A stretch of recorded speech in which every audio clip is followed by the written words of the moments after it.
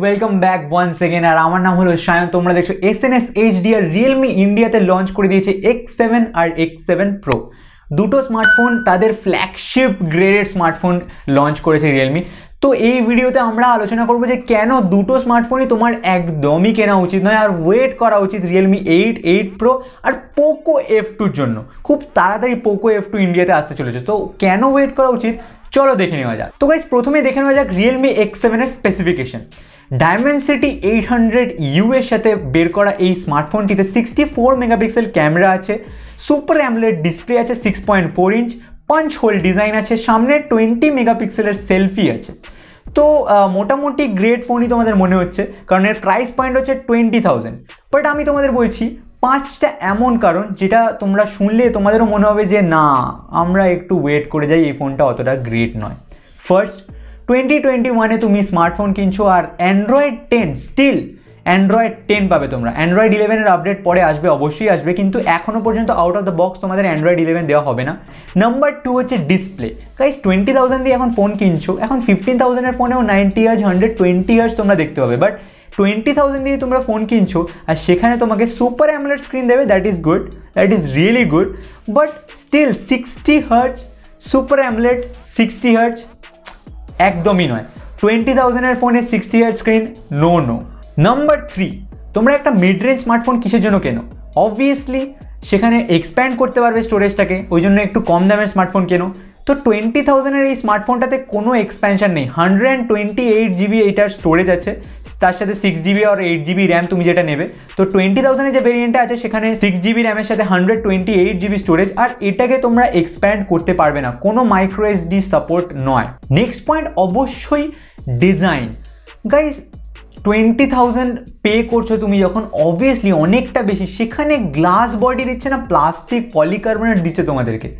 Guys Realme 7 Pro 20,000 rupees price, কিন্তু সেটা glass বডিতে আসে, সেখানে রিয়েলমিরই X7 দিচ্ছে কিনা প্লাস্টিক বডিতে, পলিকার্বনেট ব্যাক আর too much flashy design. Guys তুমি ডিজাইনটা দেখতে পারো, অসম্ভব সুন্দর একটা colour, but dare to leave যেভাবে লেখা আছে, মানে মনে হচ্ছে যেন কোম্পানিটার নাম ডেয়ার টু লিভ, এত বড় বড় করে লেখা আছে। আমার মতে এটা আমার একদম পছন্দ হয়নি। আর এটা এমন একটা ডিজাইন যাদের পছন্দ হবে তাদের খুব পছন্দ হবে, আর যাদের হবে না তাদের একদমই হবে না।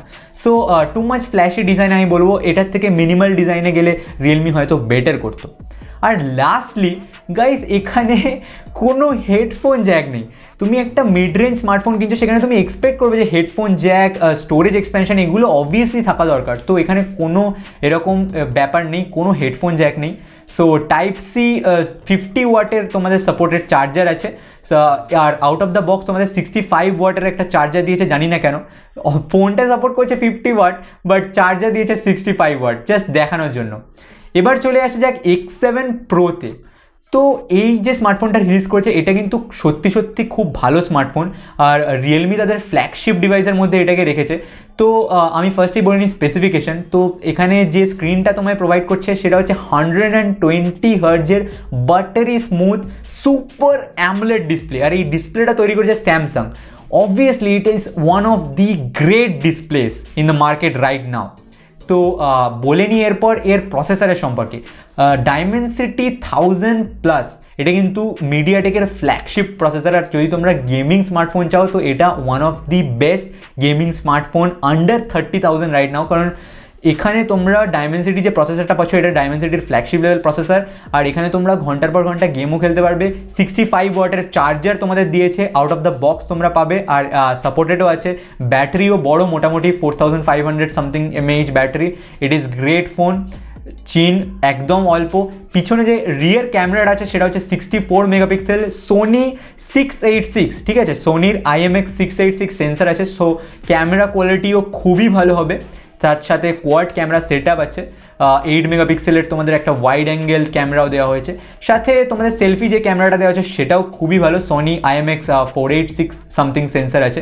সো ফোনটা একটা ওভারঅল গ্রেট ফোন তৈরি করেছে। বাট প্রাইস যদি তোমরা দেখো 30,000-এ একটাই ভেরিয়েন্ট বের করেছে, 8GB সাথে 128GB যে কম্বিনেশনটা আছে, it is great. But 6GB একটা ভেরিয়েন্ট বের করা উচিত ছিল। যদি 8GBরও করে তাহলেও তুমি ভাবো 30,000 যদি তুমি পে করতে চাও তাহলে তুমি রিয়েলমির এই X7 Pro কেন নেবে? তোমার হাতে অপশন আছে OnePlus-এর মতো একটা স্মার্টফোন নেওয়ার OnePlus Nord, গাইস তোমরা OnePlus Nord এ 765G পাবে স্ন্যাপড্রাগন, যেটা কিনা ডাইমেনসিটি 1000 প্লাসের আশেপাশে তুমি বলতে পারো। সাথে ক্যামেরা মোটামুটি পাবে। Overall great phone OnePlus Nord, design wise glass body সব ঠিক আছে, plus oxygen OS is a big plus point. তোমরা out of the box Android 11 পাবে। এখন OnePlus Nord এ অলরেডি Android 11 বিটা চলে এসছে, কিন্তু Realme X7 Pro 2021 রিলিজ হচ্ছে ফ্ল্যাগশিপ স্মার্টফোন Android 10 নিয়ে।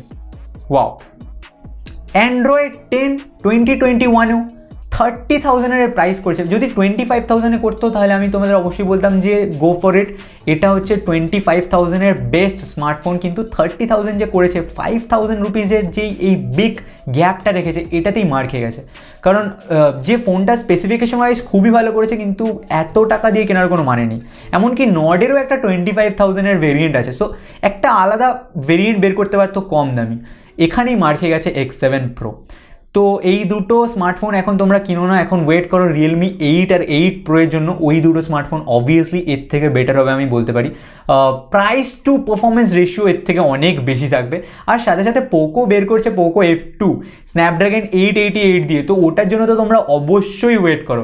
আমার মনে হয় ফেব্রুয়ারি মার্চ করে তোমাদের ওই স্মার্টফোনটা দেখতে পারো। ওটা নিয়ে আপডেট আমরা পরে দেবো। আজকে এ পর্যন্তই থাকলো, দেখা হচ্ছে পরের ভিডিওতে। এটা কেমন লাগলো অবশ্যই কমেন্ট করে জানিও। ভালো লাগলে তোমরা জানো কি করতে হয়, লাইক, শেয়ার আর সাবস্ক্রাইব গাইস। দেখা হচ্ছে পরের ভিডিওতে। Take care, bye by.